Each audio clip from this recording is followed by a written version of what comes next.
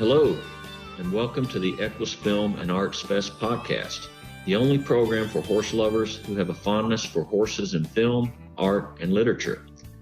Each week, we will have interesting conversations with equestrian filmmakers, artists, and authors from around the world, discussing the nature and challenges as well as the triumphs of creating their work.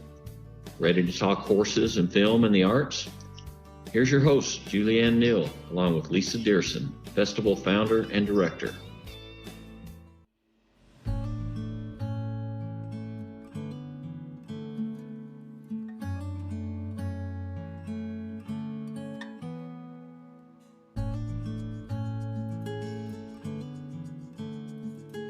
This episode of the podcast features EQUUS authors Joe B. Armstrong and Tiffany Noel Chacon speaking about their entries into this year's festival. We'll start with a chat with Tiffany and hear all about Jump. Next up, we'll have a chat with Joe B. Armstrong and hear more about the Horseman's Handbook.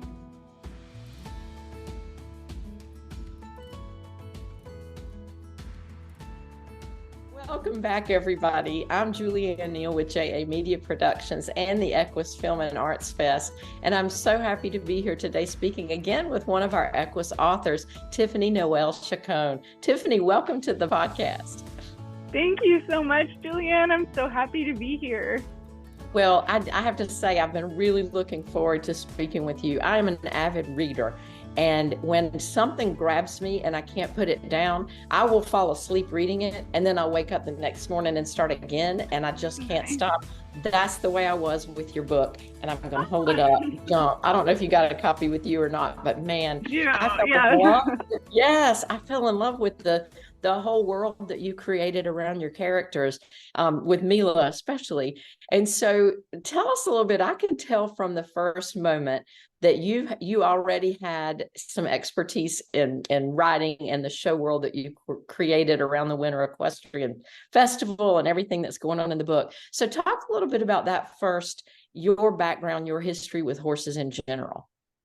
Yeah, so I don't remember a time that horses were not in my life. My mom is just like the quintessential horse woman, and I dedicated the book to her because she is the truest horsewoman I know. And so I grew up, she rode when we were all in utero, and yes, we grew up like splashing around in horse troughs and that sort of thing. And so we, as a family, that was our thing, was horses, and that's how we grew up. And we did just about every discipline.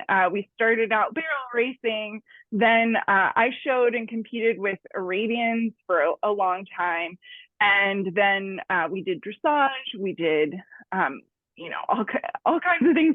I even did like side saddle sometimes. Oh wow, cool. Yeah, and then the last discipline that we did as a family was show jumping. And I grew up in South Florida in Broward County, Fort Lauderdale area, which is very close to Wellington, which is the jumping capital of the world. Absolutely.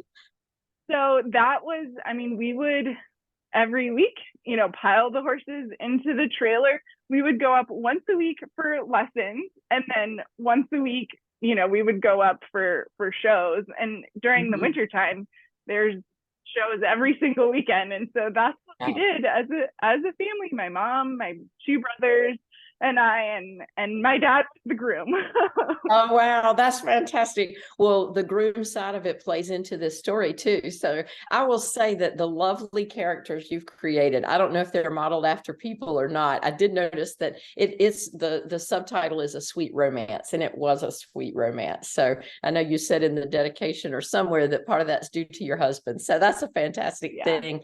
But and even one or two of the characters that are not so lovely, are any of them modeled after people that you knew or met along the way, or do you want to confess? Maybe you shouldn't. I believe the bit. No, so obviously, what I said in my acknowledgments about my husband, we had a young love story, and so I love writing young love because of that, Yeah. and kind of the angst of that. My husband and I were together from the age of 12, and we broke up, we got back together, Yeah. and we grew up together too. And I think, with Mila and Alex, there's a little bit of friends to more, friends to lovers, where, they just develop this deeper connection. And over time that for Mila leads to love. So that was Yeah. definitely inspired in part by my relationship with my husband. The trainer, Trina, who actually gets her own book. I'm writing it right now. Oh, very cool. Yeah. So that is definitely, her character is kind of a combination of all of the trainers that I've had over the years. Good. And you could tell from part of the story from this one, there's some backstory there with her. And I'm not gonna give anything away, but there are some traumatic things that happen before the story starts and then during the story. And part of that is the side of that world that I just don't even think about. I do some low level dressage stuff, but I'm not in that A rated show world. And so things that go on behind the scenes, that didn't even cross my mind. So the way that you've woven all of that into the story gives it such authenticity, and it's beautifully done.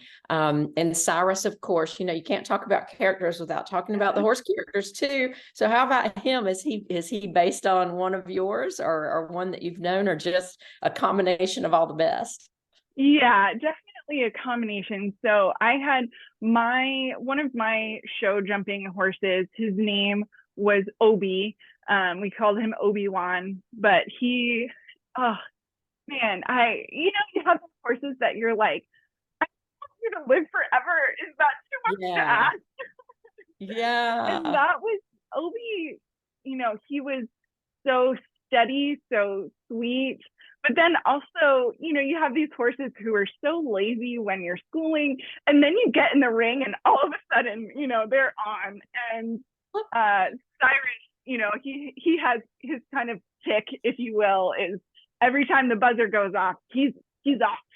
And it plays a role in the story. Yeah, definitely. Yeah, so that was definitely, my Obi was in that Cyrus character for sure. Oh, I love it. Well, another thing that really struck me that was pretty special was you did tie in equine assisted therapy and growth and learning and all of that, and therapeutic writing into the story. Was that something that was important to you to have it in that included?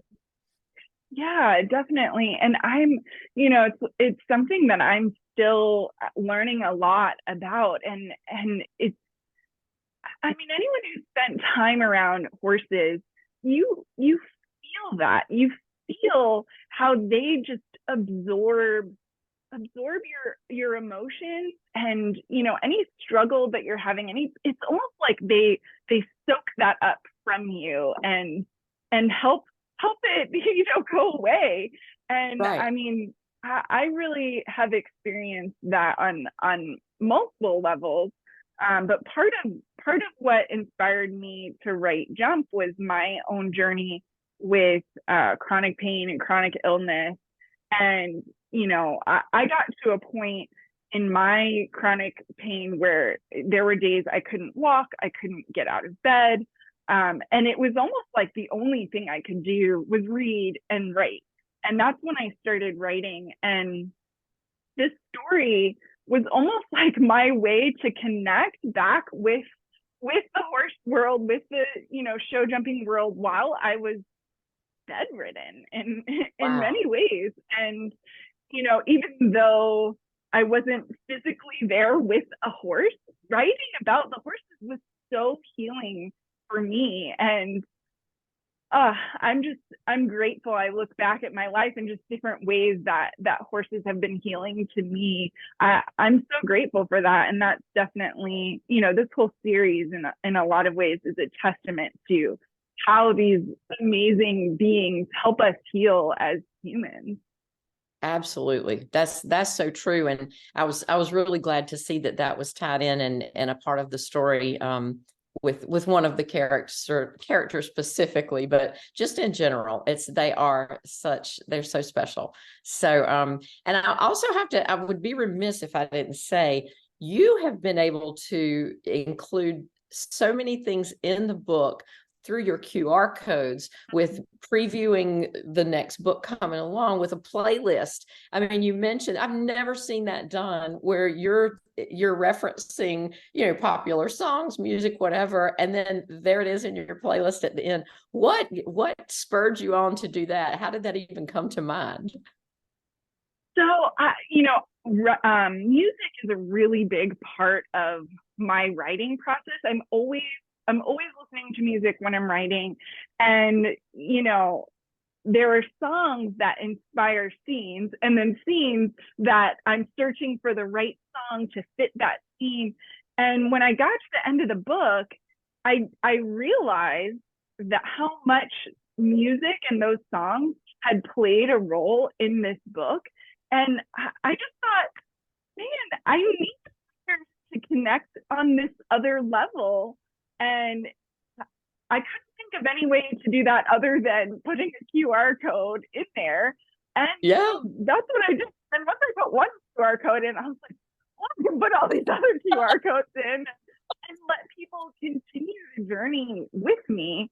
And that's kind of the amazing thing, I think, now of writers, is that, at least when I was growing up, I would read a book and then that was it. I didn't have any way of really connecting with the author. I mean, maybe I could track down their address and send them a letter, but yeah, really, I don't think a lot of people do that. But now it's like you can read a book, connect with it, and then, let me follow this person on Instagram or on Facebook and send them a message or tag them in a review. Or it's so interactive now, and I really wanted that, and I want that still, from my readers, is that interaction and connection with me, with the story. Let's go through this together. Yeah, well, I think that's what took me so long to read as I was finishing up, is I didn't realize at first that was happening. And then when I did, I was like, okay, wait a minute, here we are. So I would have to stop reading, listen to the song that you had mentioned, and then come back. And so then, now that I'm done with the book, I want to come back and find my Spotify and just hold that playlist and listen in the car. So, but yeah, you pick great songs too. I love music. So it all fits well. And so you're absolutely right. That interactive part of what we can do these days is pretty special. So speaking of all of that, I have to say, I can't wait to hear what happens in Trina's story. But will you be bringing back Anya or Mila or any of the characters? They're also included. Actually, okay, sorry, let me grab this. This book just came out. This is fall. Cool. Okay. This is the story of Anya and her love interest, Luke. And this is set at the Viatech equine assisted facility. Oh, so fantastic. It is, I will say, I love jump, but fall, it's so good. It's so good. And of course I'm biased. Anya is just such a, what she's been through is so intense. And I wasn't intending to write a series when I started writing Jump. I thought, I have one book in me. This is what I'm going to write. And once I wrote Anya, I was like, she needs her own story. She needs, people need to see what she's really gone through, and she needs to realize that she's worthy of love, even with everything that she's gone through. So that's the next book in the series. Book number 2 is Fall. Okay, I can't wait for that one then. I'm excited. I'm very excited. So for me and for the other readers out there who are going to want to know, what's the best way to find out about Fall, to purchase Jump, to do whatever? Is it your website? Is it the social media? If they don't have the QR codes yet, how can they find you? So all of my books are available on Amazon. Jump is in ebook on Kindle Unlimited and paperback, and there's an audiobook that was narrated very well from a girl named Shannon Vogt. And then Fall is also available on Kindle Unlimited and paperback on Amazon. And my website is tiffanynoelchacon.com. And I'm on Instagram, I'm on Facebook, I'm on TikTok, and all of those, it's just at Tiffany Noel Chacon. So yeah. Awesome. Now I have to ask though, are you going to do the narration for the audiobook for Fall, or have you talked about that yet? My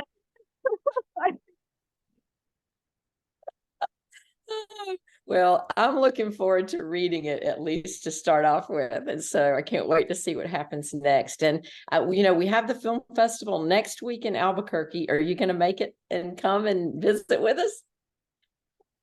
My mom is coming with me. So I'll weekend, leave the kids behind. That's awesome. Really excited.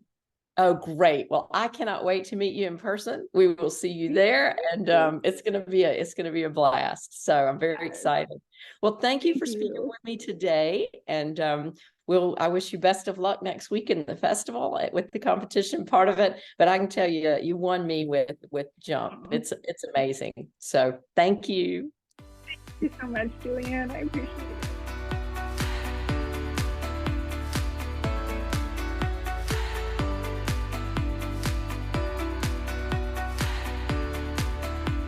Well, I appreciate you being here with me today. I'm Julianne Neal with JA Media Productions and with the EQUUS Film and Arts Fest. And I'm here speaking with one of our EQUUS authors, Joe Armstrong. And it has you listed, Mr. Armstrong, as a cattleman, a horseman, and a PhD on the front cover of your book.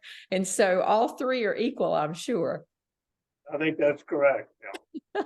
Well, I was so excited to see it. I've got it here with me. I don't know if you've got your copy with you or not, but this is the Horseman's Handbook, Horse Ownership, Care, and Enjoyment. And I'm just going to tell you personally, Mr. Armstrong, this is one of the most beautiful books that I have ever read. I really, honestly didn't know what to expect when I opened it, but you have covered everything from A to Z in the horse world. So thank you for speaking with me about it today.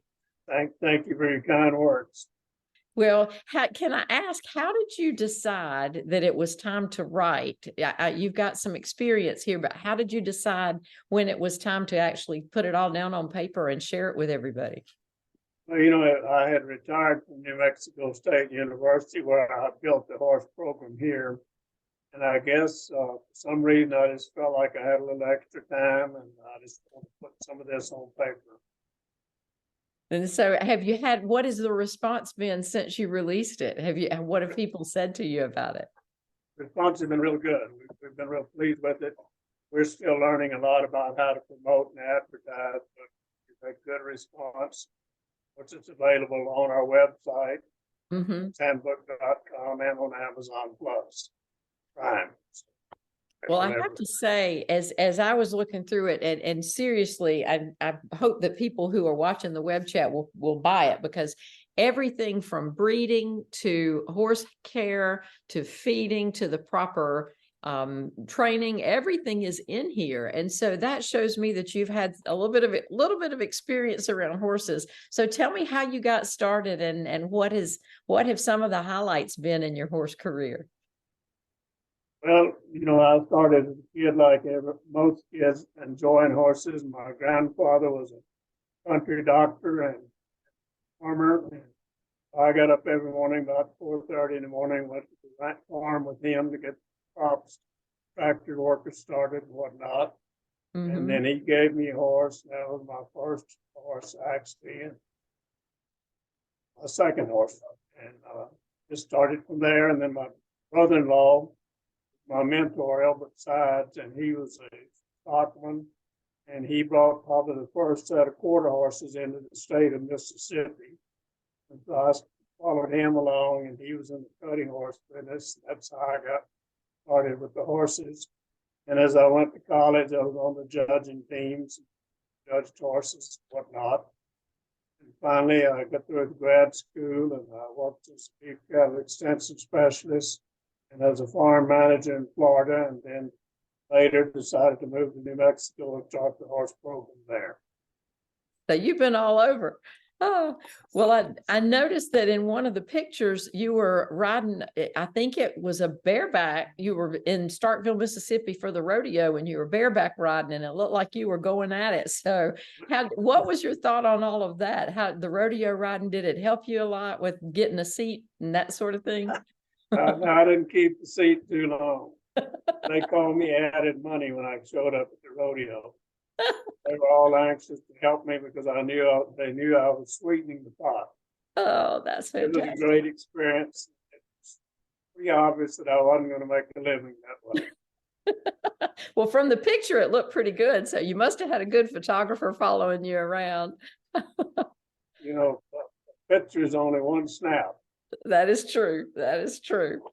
Well, who would you say would be the audience you were hoping to capture with the book? Because this to me is something that I've had horses a while and I'm learning a lot just from reading it. But I think even a newbie or somebody who doesn't have horses would learn a lot from this. Who were you hoping to capture as a reader?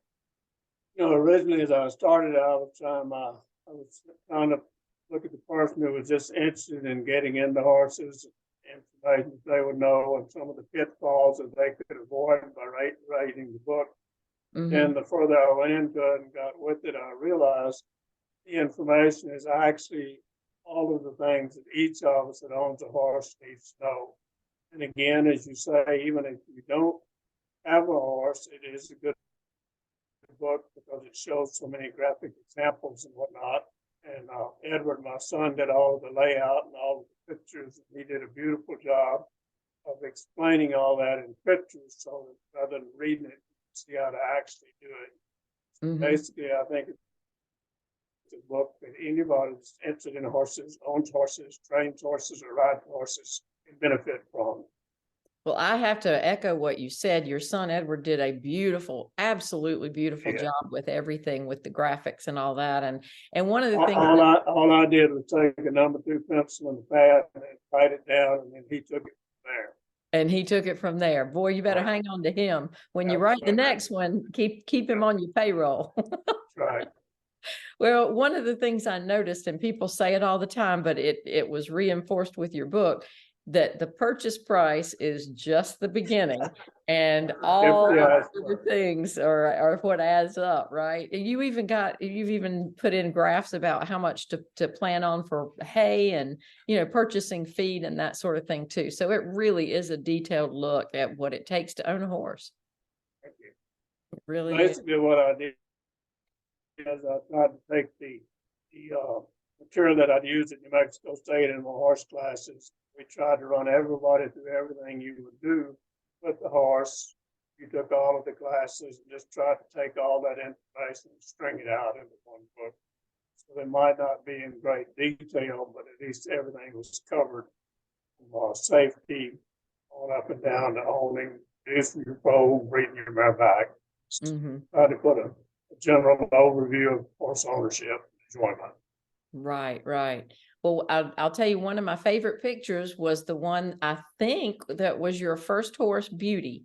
And that's right.